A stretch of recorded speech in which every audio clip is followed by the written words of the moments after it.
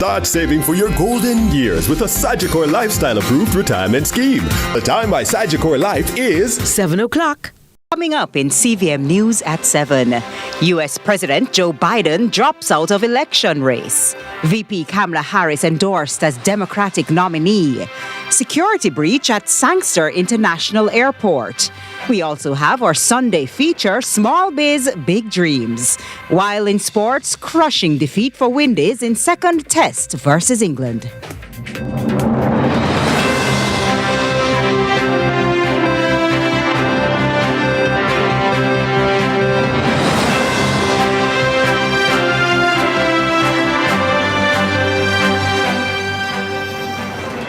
Good evening from Kingston, Jamaica. This is CVM News at 7, the weekend edition.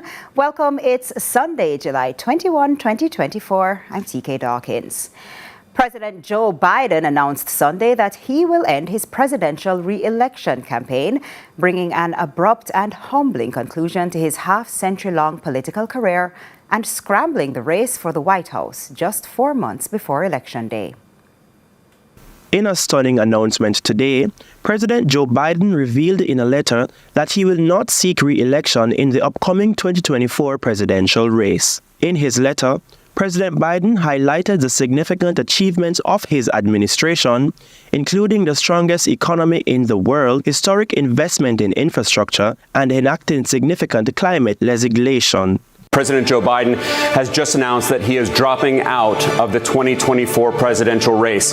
In a stunning letter that was just released moments ago by his campaign on X, formerly known as Twitter, Biden wrote, quote, that it has been the greatest honor of my life to serve as your president, and while it has been my intention to seek re-election, I believe it is in the best interest of my party and the country for me to stand down and to focus solely on fulfilling my duties as president for the remainder of my term. He goes on to say that he will speak to the nation later this week in more detail about his decision. Just a stunning announcement from President Joe Biden that he intends to step down as a candidate in the 2024 election.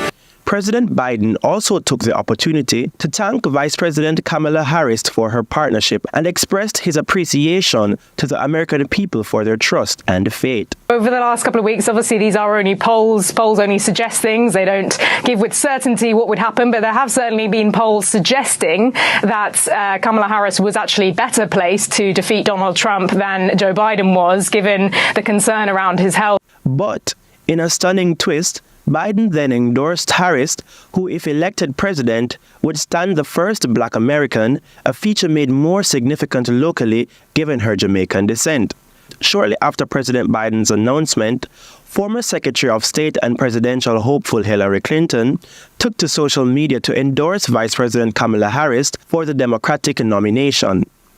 Clinton praised Harris' leadership and dedication, urging Democrats to rally behind her in the upcoming election. If Kamala Harris runs for president, the 2024 election will be particularly significant.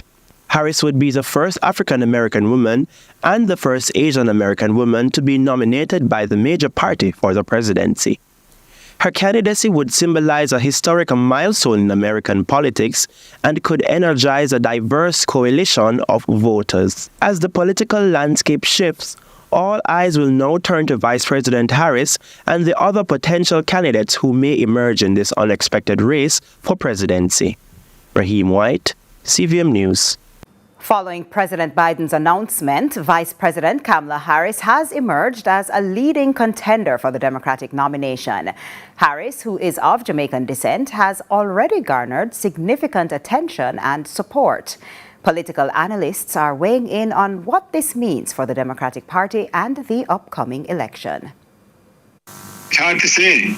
She's not massively popular when the polls are taken, but the base is there. The Democratic base is there. The Republican base is there.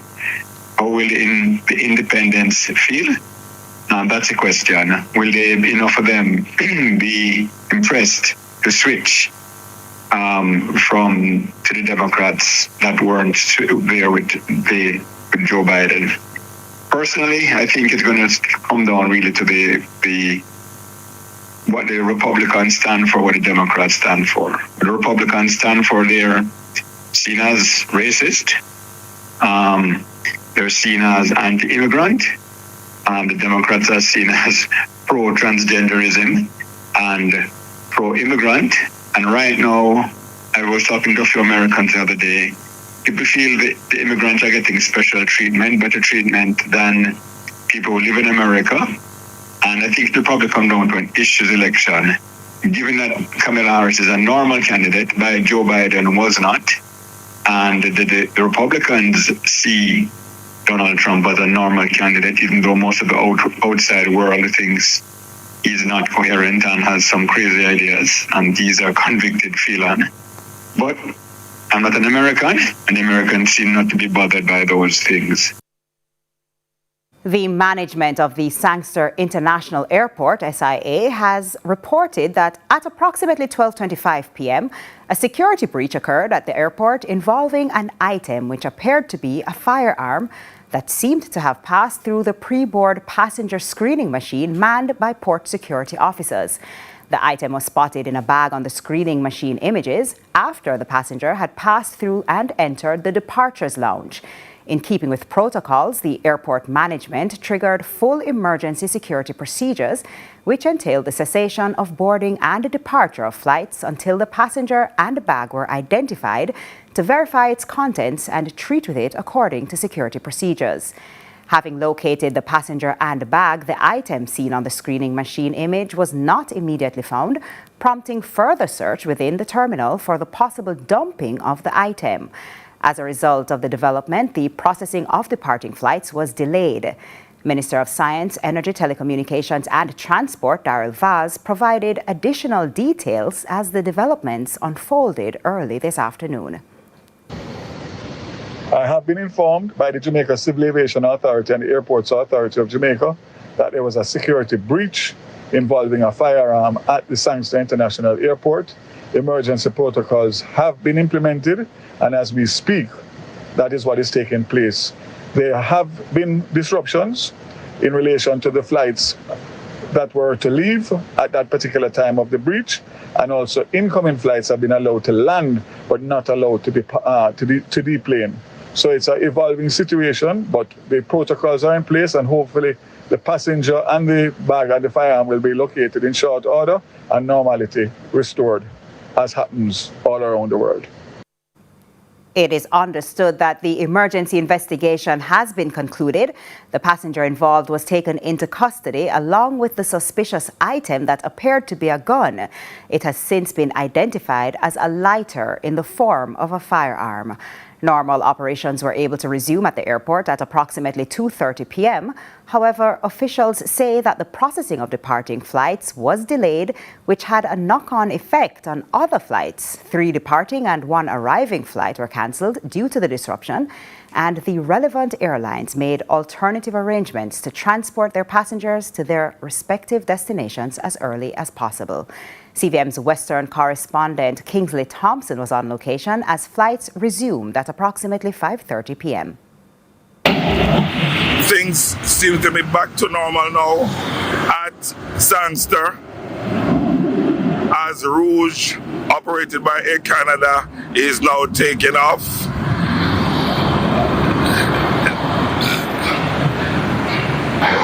All these aircraft you're looking at here in a line have been waiting for the past couple of hours to get to a gate. These are aircrafts coming in, landed and had to stay still for a while. Back here, these are aircrafts at gates waiting to board to leave Sangster. And as we go along the side of the airport, see them all right here. See all of them here. You can see them lined up, and this has been happening for the past couple of hours. This is what a security breach can cause at an international airport. Cayman Islands Premier Juliana Yvonne O'Connor Connolly was recently on the island to get a first-hand look at the extent of damage from Hurricane Beryl. The tour was part of a one-day visit to the island by Mrs. O'Connor-Connolly, during which she presented a check for $200,000 to Prime Minister Andrew Holness to assist with the country's relief and recovery efforts. The Premier, who has Jamaican ancestry, toured the fishing community of Rocky Point in Clarendon, which was among the worst affected areas following Beryl's passage, experiencing flooding as well as the damage and destruction of several homes and other structures. During a meeting with Prime Minister Holness, Cayman's Premier expressed relief that Jamaica was not more severely impacted by the Category 4 system. And I believe what happened with Jamaica, with a little dip to the south and certainly to the Cayman Islands, was nothing short of a miracle. So I was especially delighted when I heard that your ports were pretty much up and going in your airport, because you will rise again. And I thought it was important not just to send this small token, which is only $200,000, which is just the widow's mite, but I believe in a God who, when you have just a little bread and the little fishes, will multiply it, that when you have recovered, and you will, there'll be more than 12 baskets of remnants for you to pick up and show the rest of the world that, Miss Lou, you're strong, but you still tallow up here. And so we are extremely, extremely appreciative that even as you're in the midst of your recovery process, that you took the time to grace us with your most warm and gracious welcome to Jamaica. It means a lot for us. And with your minister who will accompany us to see some of the damaged area, we've come from, I'm old enough now to remember that a picture is worth 1,000 words. So although this was a quick trip just to extend a small token of gratitude for your country and yourself, we want to bring a more fulsome Cayman Airways over, filled to the brim. So when we go back, that's our job, McKeever and my cabinet secretary. He's already been informed that his sleep is going to continue to diminish each night, because we will return. Meanwhile, Maypen Mayor Joel Williams believes his parish was as prepared as could be for the Category 4 hurricane that left many residents grappling with homelessness. But as Trisha Gay Kelly reports, the municipality now faces another challenge. Despite the heavy blow suffered by Clarendon during Hurricane Beryl, Maypen Mayor Joel Williams believes the parish was as prepared as could be. Many houses were destroyed, and some of the ones left standing were roofless. Many residents were forced to seek refuge at shelters across the parish. Making his address at the recent municipal corporation meeting, Mayor Williams said they did the best they could.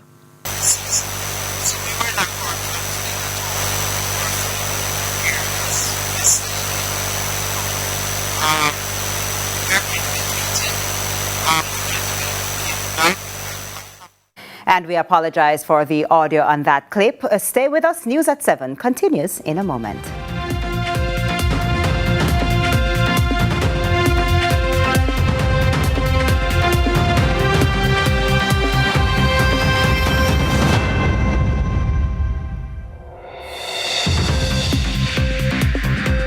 We needed to raise capital, but our experience with local financial institutions was that they were cautious and slow to act, and interest rates were far too high.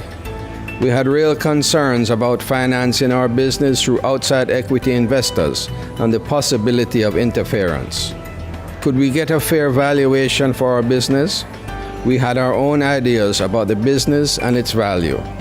Should I go the traditional route of bank financing, or should I try the Jamaica Stock Exchange? So we made a call and experienced transformation of our business through conversations. I'm John Mahfood, CEO of Jamaican Teas, and we're listed on the Jamaica Stock Exchange. Give us a call today at 876-967-3271 to begin your transformation through conversation. We want to see your company listed on the Jamaica Stock Exchange.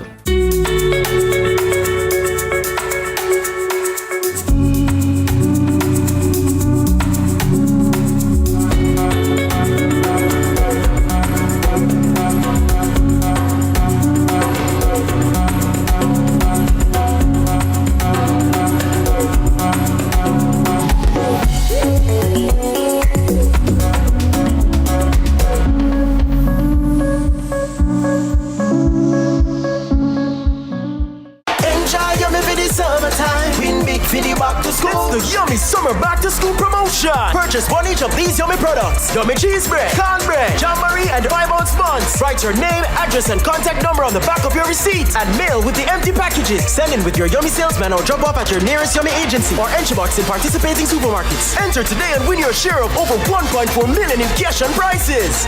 Win big for the back to school. Follow us at Yummy Bakery JA for more details. Authorized under Section 58 of the Betting, Gaming and Lotteries Act. Entrepreneurial Partners Limited, in association with the Jamaica Stock Exchange, present another highly anticipated Realign Business and Investment Conference. Join us at the AC Hotel Kingston on July 23, 2024, and let's rewrite the future of business together. This year's theme is Removing the Barriers, Bringing Together Investors and Entrepreneurs. Hear from Dr. Marlene Street Forrest, the Honorable Michael Lee Chin, Mr. David Mullings, the Honorable Talia Lynn, and Mr. Anton Edmonds. Register online at entrepreneurpartners.com/realign or call 876-286-0501. It's the evolution. The Miss Universe Jamaica Beauty Fashion and Wellness Pageant 2024 is back again.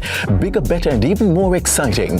Come out to the Grand Coronation Finals at the AC Hotel Kingston and see in live and living color special guest Miss Universe 2023 Shanice Palacios, Miss Universe Jamaica Dr. Jordan Levy, and a host of other luminaries as this year's amazing array of beautiful contestants battle to represent Jamaica in Mexico this year.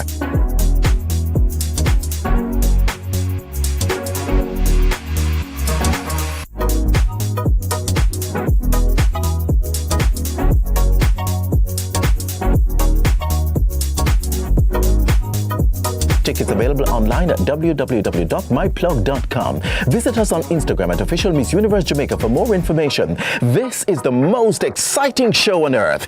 Be there. Miss Universe Jamaica, beautifully confident and enhancing lives. This is the Aedes aegypti mosquito that spreads the Zika, chikungunya, and dengue viruses. Search for its breeding sites and destroy them. This is the Aedes aegypti mosquito that spreads the Zika, chikungunya, and dengue viruses. Protect yourself from the bite of this mosquito. A message from the Ministry of Health and Wellness.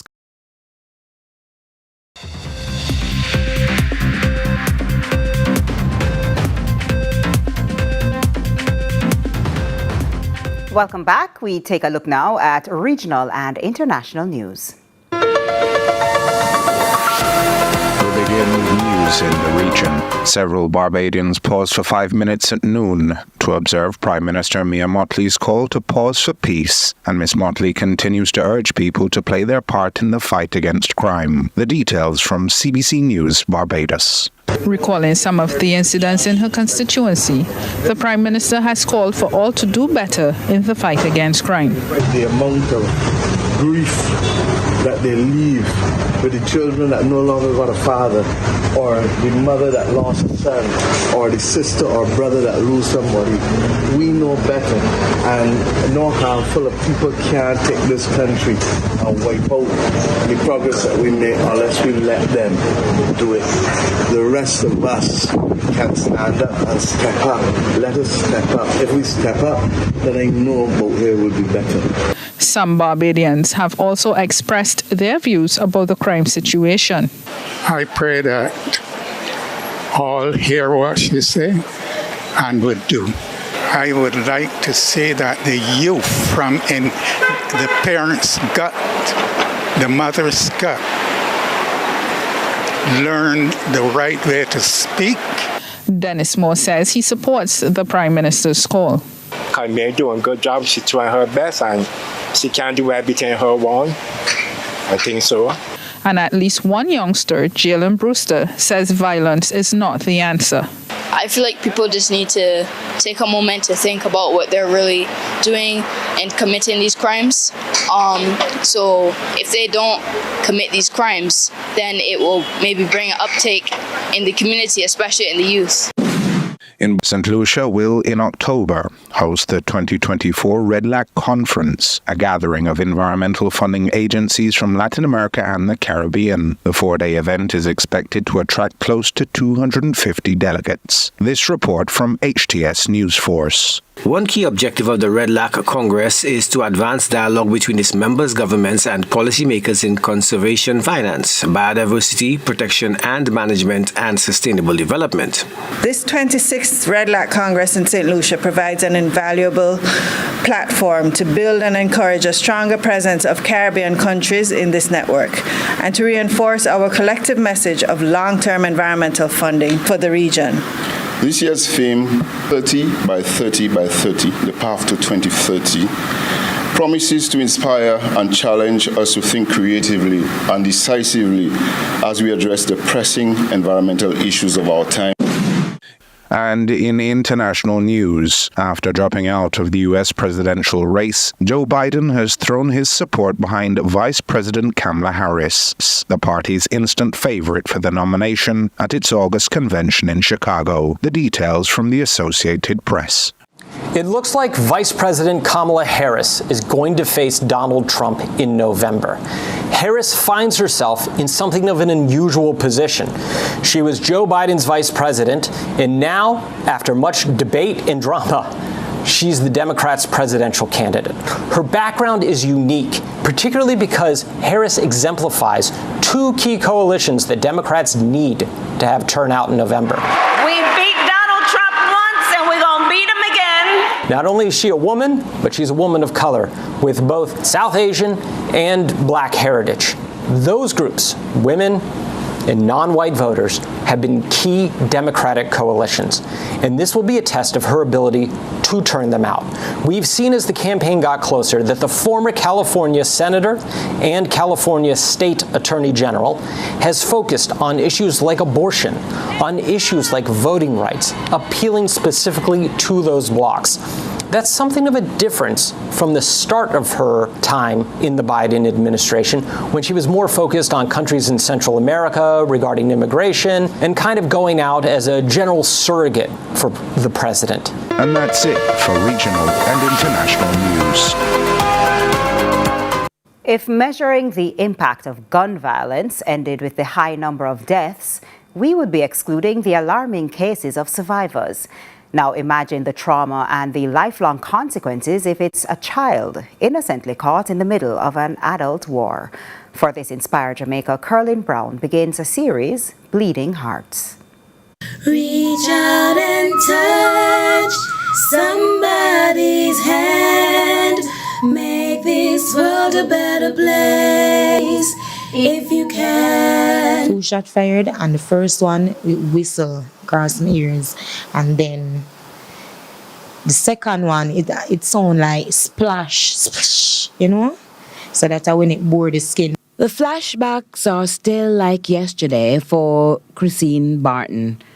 The November 23 news headlines from the drive-by shooting in their Kingston community: 2 killed, 5 others injured, including a 10-year-old boy. That boy was her son, Travell Walker. He's now 11. The evening started with a simple chore of going to the shop after school, but by 8 o'clock, the natural preteen stages for this child, who was already competing in track and field and football, were shattered. Seeing him there, the shots were cooled down, stopped fired. He went from behind the car, so I could see him now, and I was telling him to run, come to me. So on his way run, coming to me, I heard 2 shots fired, and like going out closer to go to him, I have to draw back because the shot whistle across my ears, so I have to get flat and draw back. When he's already coming to me, in that position, I couldn't have been said anything to him more than when him run come to me, he fell in front of me. Fell in front of me, still not knowing he got shot, but on my knee trying to draw him closer to me. When I pull him closer, I see the shot wound, blood coming from his back.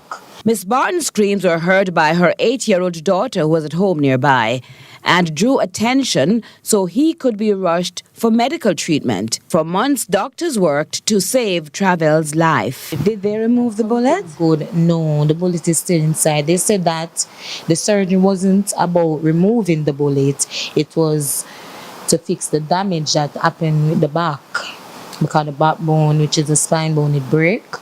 So they clean up the splintered bones and try to brace back the bone. So they said that it will heal by its own. Are they thinking it's dangerous to remove the bullet? Well, they said that they're not going to look for the bullet to cause greater damage to his body.